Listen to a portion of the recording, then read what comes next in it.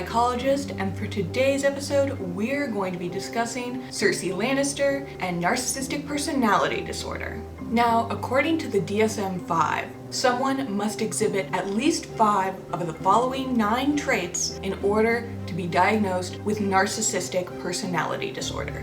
Let's go through the list and see how many of these features Cersei has. Number 1, has a grandiose sense of self-importance. Big check for Cersei there. You could argue that a lot of this is environmental. Cersei was born into one of the richest and most powerful houses in all of Westeros. She then went on to become queen and is constantly referred to as the most beautiful woman in all of the 7 kingdoms. It's only natural that she'd get a little full of herself, but even for a queen, Cersei has an inflated sense of self.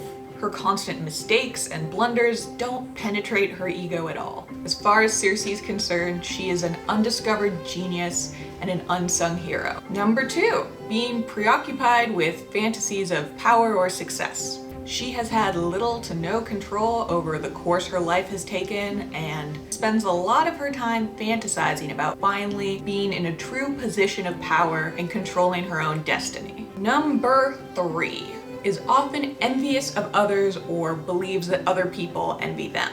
Yep, Cersei definitely has that feature. Want proof? Look at her relationship with Marjorie Tyrell. Number 4, regularly shows haughty attitudes or behaviors. What medieval queen isn't arrogant and haughty? Isn't that sort of part of the job description? But Cersei really dials it up to 11. She takes any and every opportunity to subtly and not so subtly remind everyone that they're not worthy of drinking her bathwater.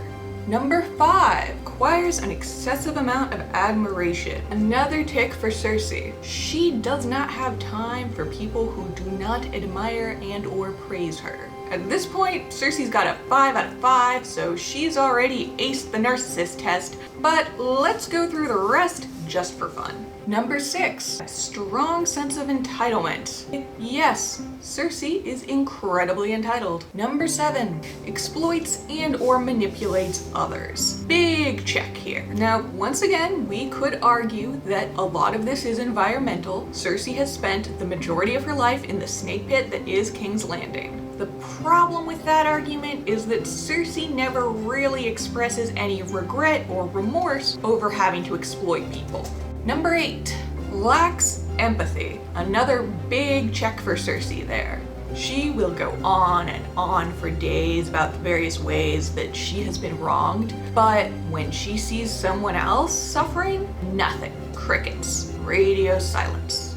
Number 9, believing that they are special or unique and can only be understood by a select few. This really hits home for Cersei, and part of the reason why is her very intense internalized misogyny. Cersei firmly believes that she's one of the very few women with 2 brain cells to rub together. This puts her in a very isolated and uncomfortable position. She can't possibly be understood by or connect with other women because she's clearly their superior, but she can't really relate to men either, because they can't understand the way that the Westerosi patriarchy has touched every aspect of her life. So to recap, Cersei scored a 9 on the narcissist test when she only needed a 5 to pass. Guess that puts her in the 99th percentile, so yay! In conclusion, Cersei Lannister definitely meets all the qualifications for having narcissistic personality disorder. Unfortunately, we've run out of time for today's session. If you like this video, click the thumbs up button down below, and if you didn't, share it with your enemies. I'm Alexander Adams, your amateur psychologist, and I'll be seeing you soon.